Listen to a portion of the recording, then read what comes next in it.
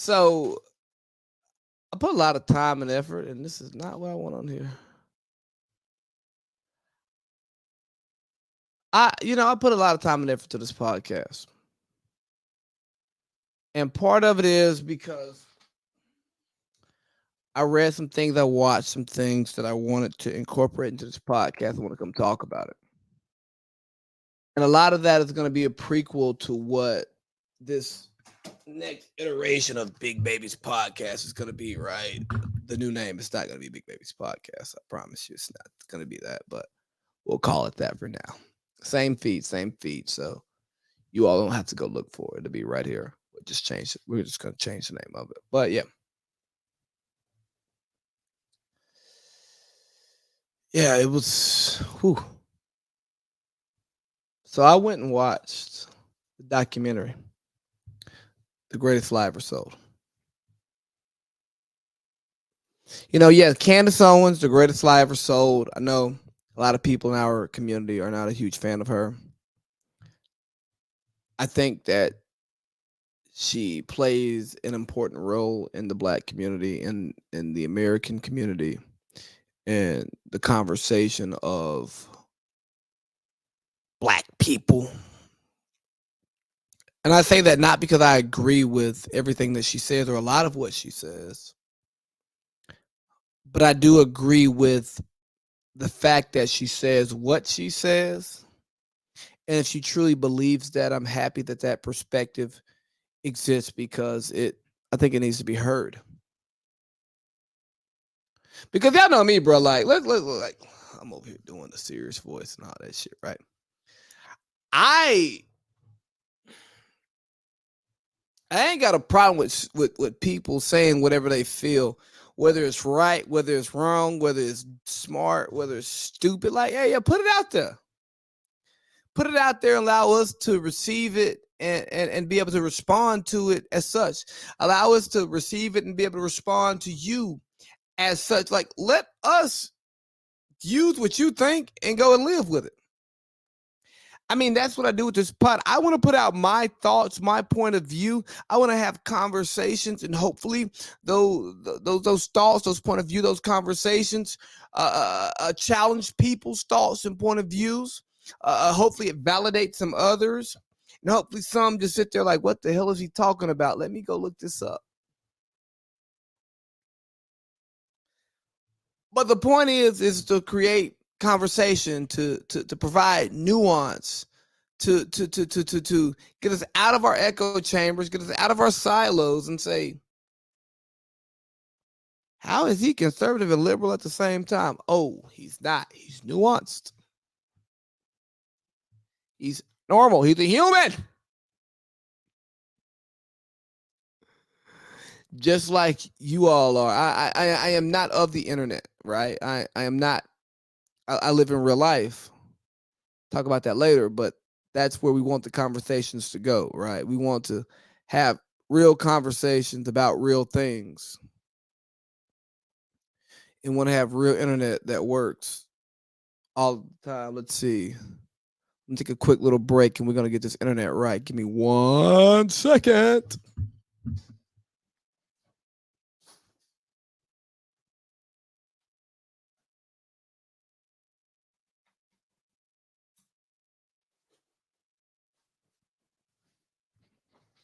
Thank God I wore pants today. It would have been bad if I'd been sitting here in my drawers. I got bad internet connection. I would have to go hook up the Ethernet. But what are we going to talk about? The greatest lie ever sold. So to start, I watched the documentary The Greatest Lie Ever Sold last week. I think it's necessary. I think that documentary was something that needed to happen. Do I agree with everything that came from that documentary? Hell no. Do I think some of it was nasty? Hell yeah. Do I think that everything she said was true? No. No. But do I think the counter perspective that she provided was a perspective that we needed? You're damn right. Now, if I can find my browser, I will have some information for you. So it opens up with this beautiful quote by Malcolm X. The media is the most powerful entity on earth. They have the power to make the innocent guilty and to make the guilty innocent. And that's power because they control the minds of the masses. Now think about that and think about the power that the media has. The way that they control the minds of the masses, and what that does. And let it take you back to the truth comes first, right? And where do you get that truth from, and what does it do to control your mind? And how many people consume that same truth that you consume as the truth? And what do they do with that information? All right. So let's get into these notes so we can actually have this whole conversation. I think too often we get caught up on like what's right and wrong and who's right and wrong, and we don't look at who like what's his or her perspective and how did they consume this information, where did they consume this information from, and what is their background. So when Candace Owens was initially was brought to me, it was negative. She was like this anti-black Uncle Tom and bootlicking trustee ass human being. Someone who I should not even like listen to, should not give the time of day. And at first I didn't. Until I did. And then I don't even know how she really came across my one of my algorithms to make me actually want to listen to what she had to say, but she did. She came across the algorithm. I was like, oh, that's a valid point. Let me go listen to this in context. Okay, now I start listening to some interviews, right? I watched her DJ Academics interview and I go, okay, she got some good points, but then she's getting a little loopy. But you know what? She made enough good points that let me know that I can listen to you.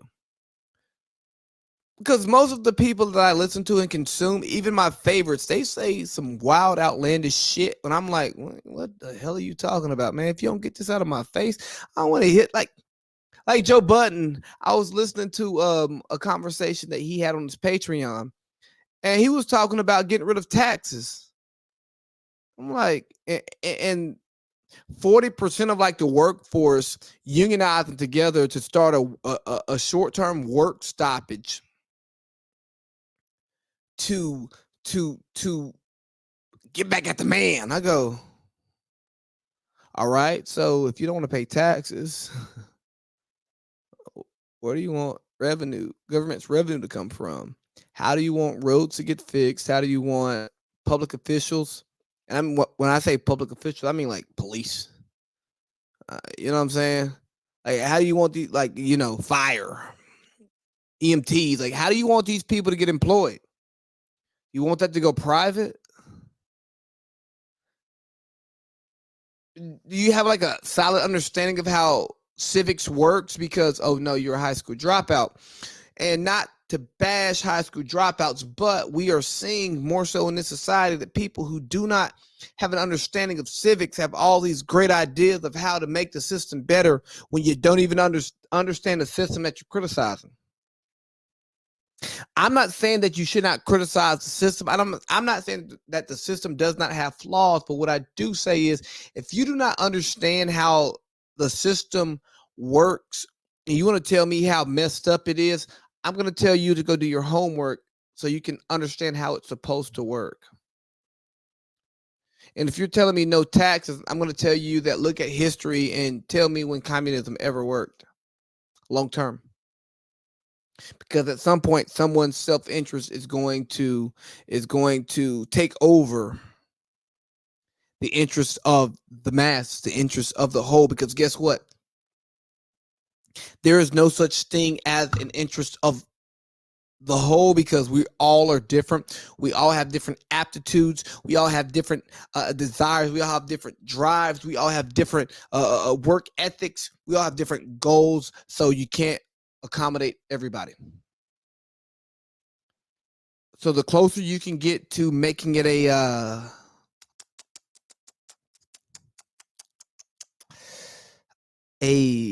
individual effort system, it's like, hey, when we're working out, you're going to do as many reps as you can in 30 seconds. And when we do that, we all get our best workout, because those of us who can't get a lot of reps in, we don't get a lot of reps in, but we pushed ourselves to push it to the limit. And those of us who can get a lot of reps in, we still get a lot of reps in. You know why? Because we did individual effort. We did it timed. Instead of saying, everybody's going to do 10 reps. Boom. Anyways, back to what I was talking about. Let's get back to this, right? So I watched the Most Powerful Lie Ever Sold documentary. And like I said, I don't agree with everything that came out of it, but I do think it was necessary. And to talk about the things that I didn't agree with was, I was not a fan of some of the. It was like there was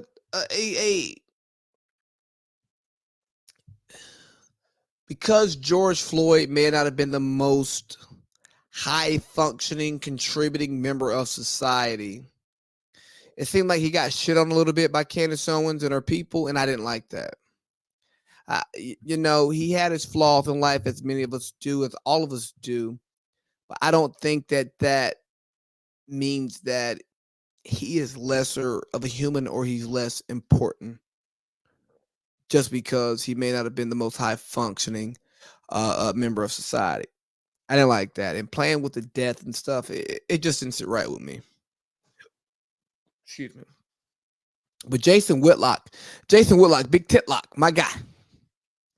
He didn't criticize Candace Owens for part of the interview. For part of the documentary. And I think what Whitlock was getting at shows that he understands his people. He understands Black people, despite his views. He understands what we want to hear and how we can receive information. And I think Candace missed that. But let's start with my notes, okay? She said he's not a martyr.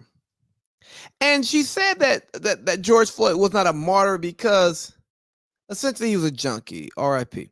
Right? He was somebody who struggled with substance abuse. When he passed away, he had fentanyl in his system. He'd gone to different treatments for substance abuse throughout his life. That's how he met his roommate. And I say, hold on. You have to be a perfect citizen to be a martyr? If you die for a good cause, does it really matter what your background is?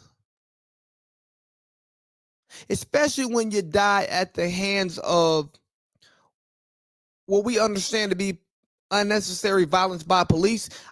I wouldn't care if you was a 6-time felon, a 4-time murderer, a 5-time rapist. If you were unjustly killed at the hands of the police, you still have earned the right to become a martyr. Now, do you become the prettiest face of the anti-police brutality movement? No. But some of y'all married women who didn't have the prettiest face, married guys who didn't have the prettiest face, because guess what? They gave you what you needed and they made you happy. They met your needs. They met your desires.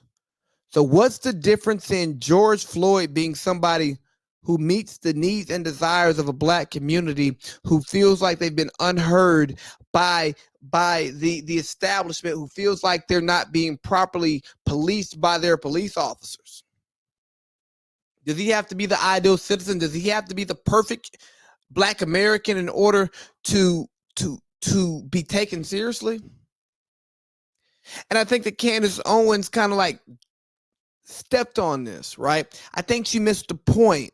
I think that she lives a life that is no longer Black America, to where she can put aside some of the flaws of a human being and say that, hey, the system is still getting stuff wrong. It is still fucking people over.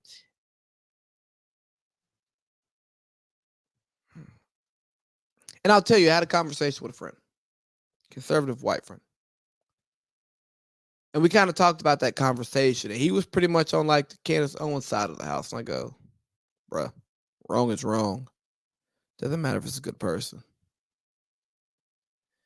Like, we can't always look for bad things to happen to good people in order to like criticize the system to make it better.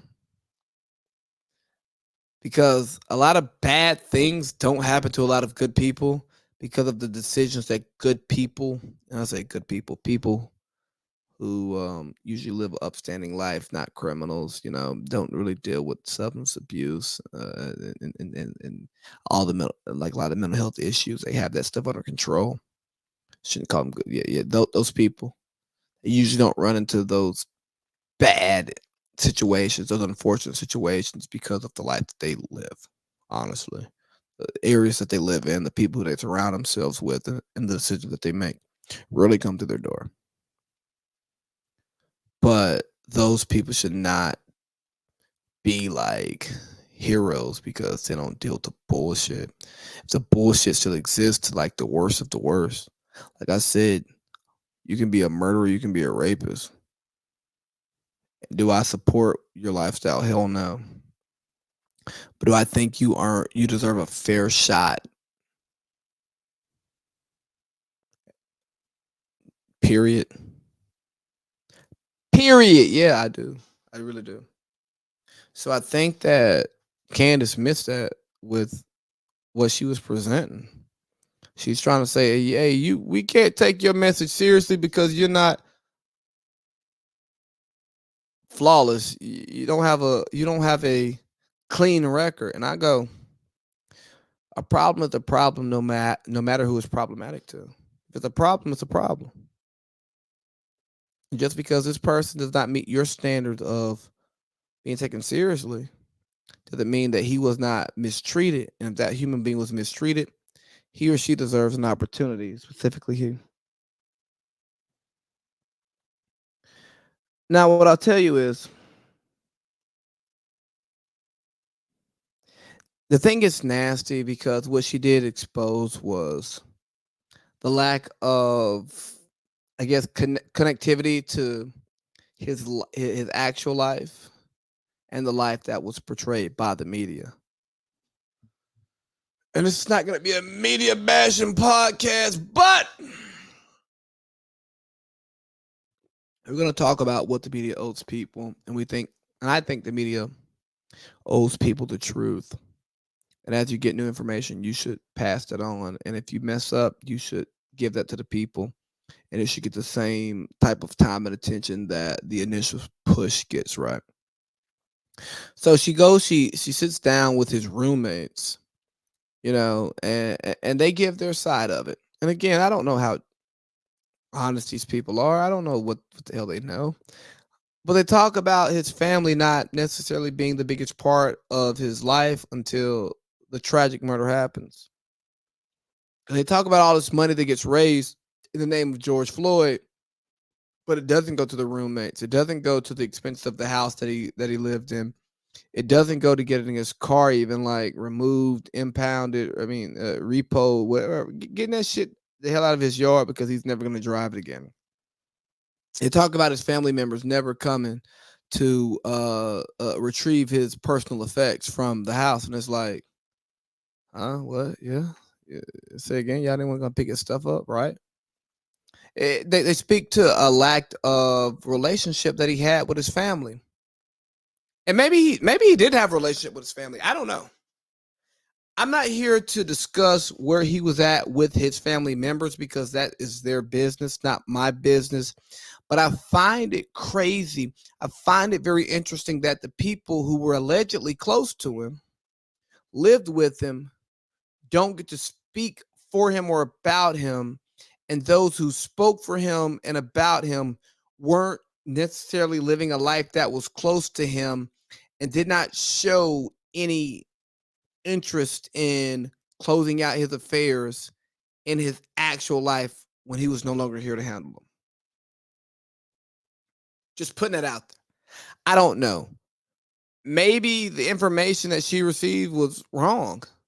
Because like when people do these documentaries, just because it's a documentary does not mean that it's 100% accurate. It's coming from one person's perspective or a group of people's perspective, which is why I talk about we've got to stop living on right and wrong. We got to live on your perspective, my perspective. Yes, there are absolutes in this world. Some things are right, some things are wrong. But there are also instances where I have a perspective and you have a perspective, and both of our perspectives are true, giving our vantage point.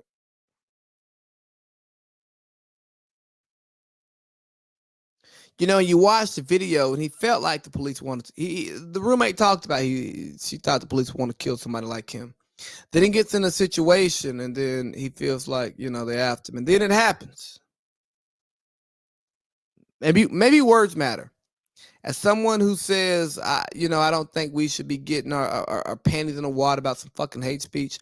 Maybe words have more power than I give them because, I believe in actions. I done told so many lies in my life that, words ain't shit, but like, I believe in actions. But maybe I'm the anomaly. Maybe I'm different. I don't know. Maybe we'll see. But I didn't really like how his rap sheet and his criminal history was used against him and creating who he was, because again, that to me, that's irrelevant. It's irrelevant. Let's see what we got here. All right, let's get into Candace Owens versus Jason Whitlock, right? Because Candace Owens responded to Jason Whitlock's criticism of her documentary.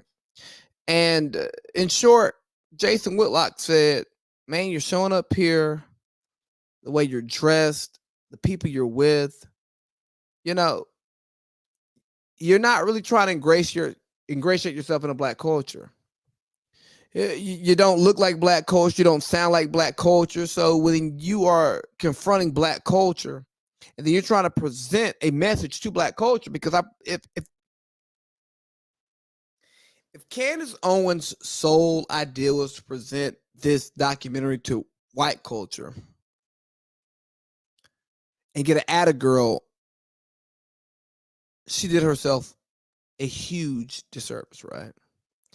But if you were trying to show the other side of this tragic incident to black culture and show black people that, hey, some of us got taken advantage of by another group of opportunists who paraded around as civil rights activists, I think she could have gone about it totally differently. I think she could have gone about it a better way, right? And when Jason Whitlock called that out, she goes, oh, so I'm not hood enough, I'm not black enough? Nobody said that. And using the word hood, I was like, yo, stop trying to get numbers.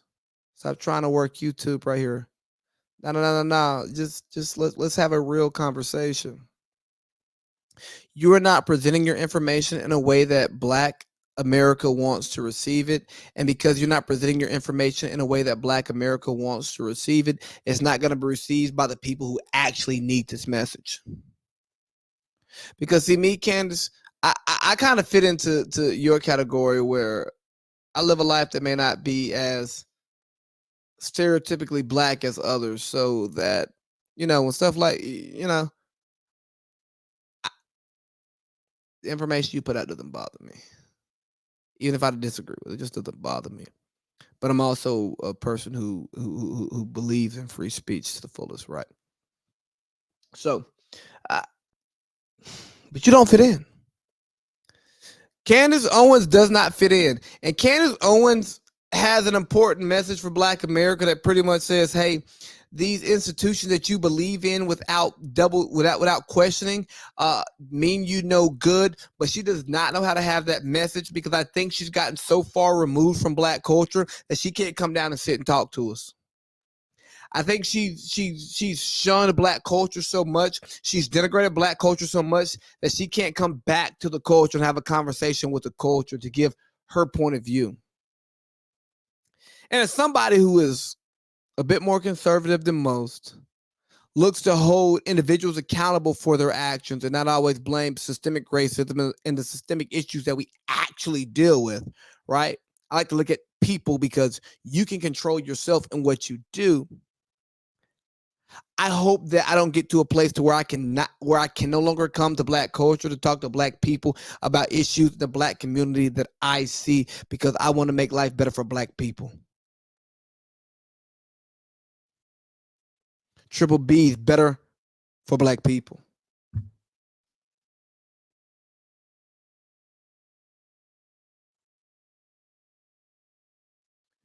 Let's see. I didn't want to talk about her.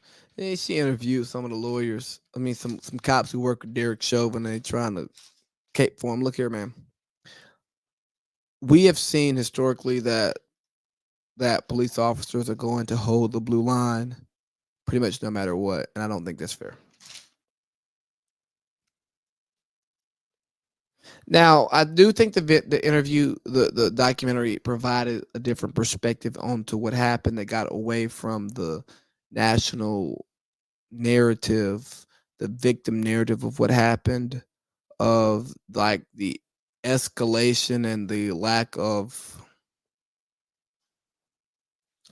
I don't know, the lack of conformity from the deceased Mr. Floyd. Like, it's weird because like when someone loses their life and we're analyzing, we're breaking it down, it's nasty to me, even if it's a good, it's a good like study point, right? It's something we should look at, something we should discuss so that we don't make this decision again. When there's a loss of life, it gets difficult for me because you know that this person has children, this person has family, this person has friends, and you don't want to speak improperly or disrespectfully on that person. I'm not Charleston White. I would not publicly just go out here and try to speak ill of the dead. Now, I do believe that what you do in your slash deserves to be talked about, good, bad, or indifferent. But at the same time, I think there are limits to that. And I don't think Mr. Floyd helped himself, but I also don't think he deserved to die.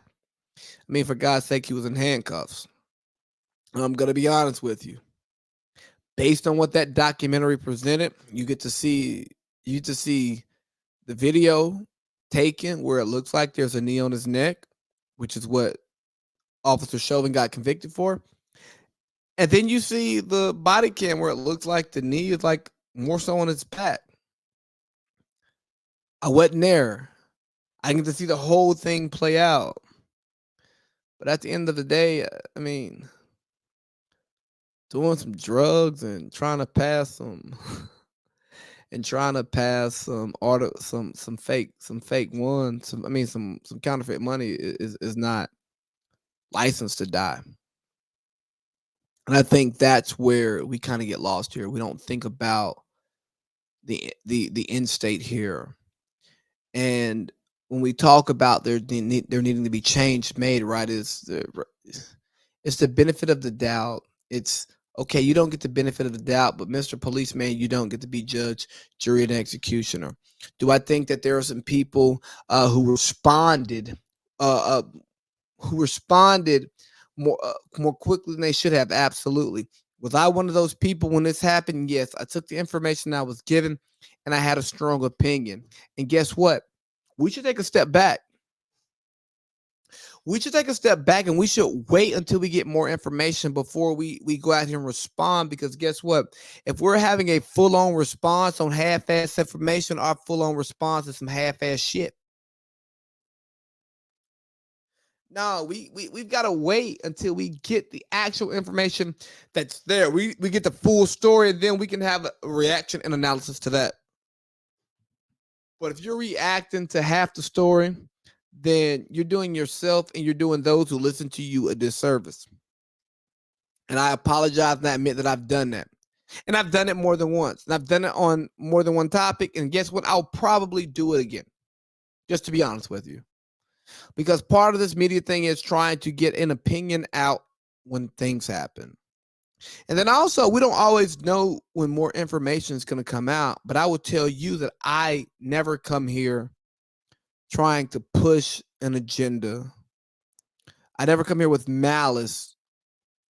I'm just trying to break down the information that I receive and give it to you in an entertaining and palatable way. Let's see what else. The protests happened. And according to what Candace Owens put out there, over 1 billion lost by looting.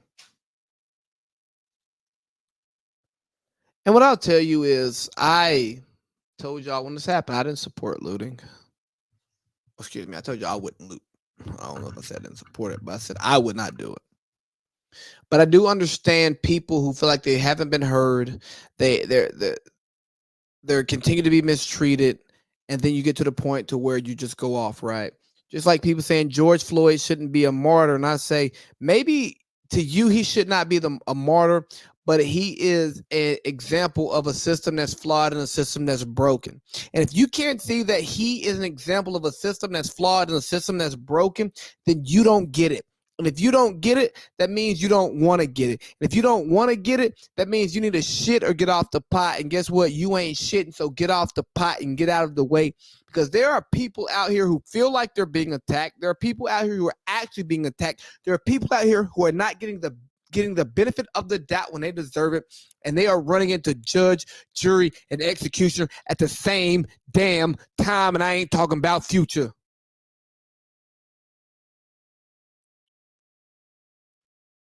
And whether that's actually what's happening out here in the streets, or if that's what a community feels is happening in the streets, once they feel that and there are no actions taken to address it properly, to bring the truth to them, if that's not what's happening, then what the hell do you expect? At some point, you just can't keep putting a top. You can't just keep putting a top on like a bottle of water that got a water hose stuck in the other end of it, right? You can put the top on it, but eventually it's gonna keep building. That pressure gonna build, building. Then shit fire.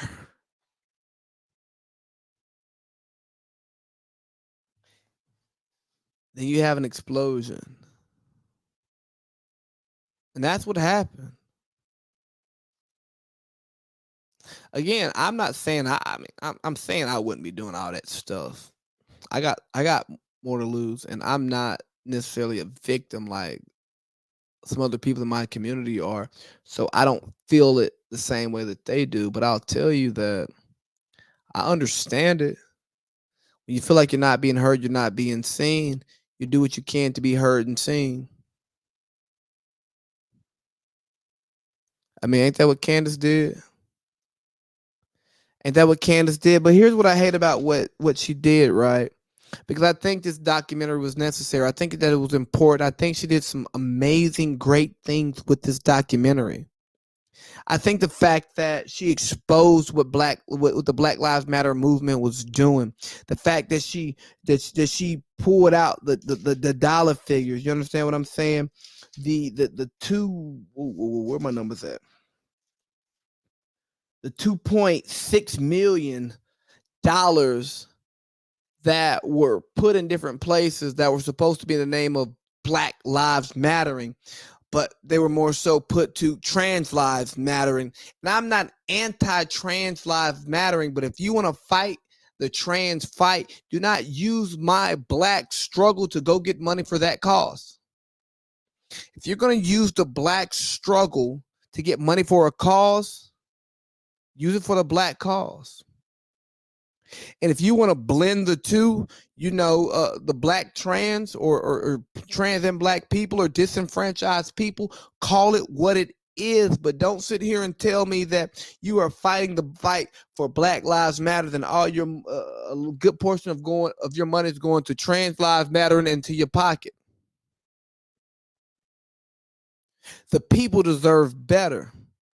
If you ain't standing for the people, don't act like you standing for the people. Because that's where this lack of trust comes from. This distrust that we have in this society today, it comes from people like that. And then you see the money get invested, big money coming here, millions turning into billions. You got 100,000 turning into millionaires, no thousandaires, family members getting paid. Look here, I get it. We gonna hook up the family. Yeah, we're gonna hook up the family if we're doing this right. That's normal. But come on now. Come on now. Some of the stuff is public knowledge. Some of the stuff is public knowledge. And the thing is, this could have been a story about police brutality and substance abuse. We could have tackled two things that are tearing up the black community, but instead we go with one without all the information and not contextualizing everything that went there. And then we're ignoring the other, which is still tearing us apart. And then come to find out, the institution behind the big push is maybe not so much on the up and up. And so now then the whole message gets diluted because Black Lives Matter, the organization, right, is doing bad business. Black Lives Matter, the sentiment, you can't say it the same way because you don't want to be tied to those crooks over there. And then what the hell do we have? Nobody worrying about Black Lives Mattering. And you got black people not worrying about their lives matter. Conversation for another day. I promise we'll get there today.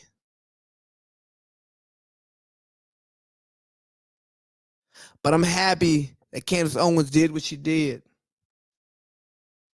I'm happy that she brought the story to the forefront. And I hope that I don't find out in 2 weeks that she's getting sued by people for putting out misinformation that can be proven. I hope to God that this is accurate information that she's given, because if she gives us accurate information, it needs to be heard. Yeah, it needs to be heard.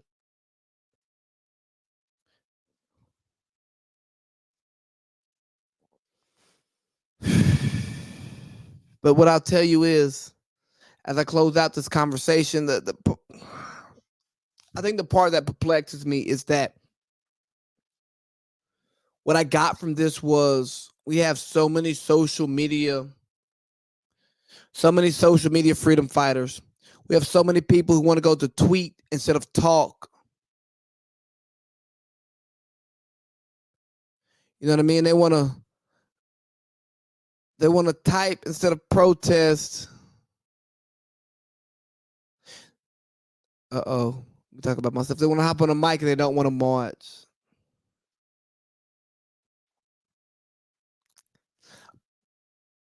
But there's a population that really believes that what they do on the internet is actually going to change what happens in the real world. And I promise you, man, what happens on the internet is not the real world. Can it affect the real world if you're big enough and effective enough and you're affecting enough people on the internet? Sure.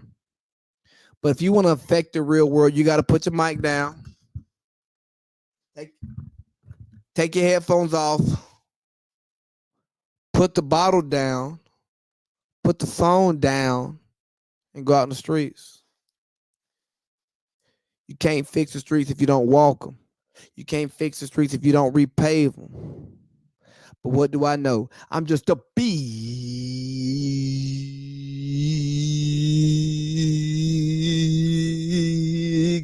baby, and I'm back.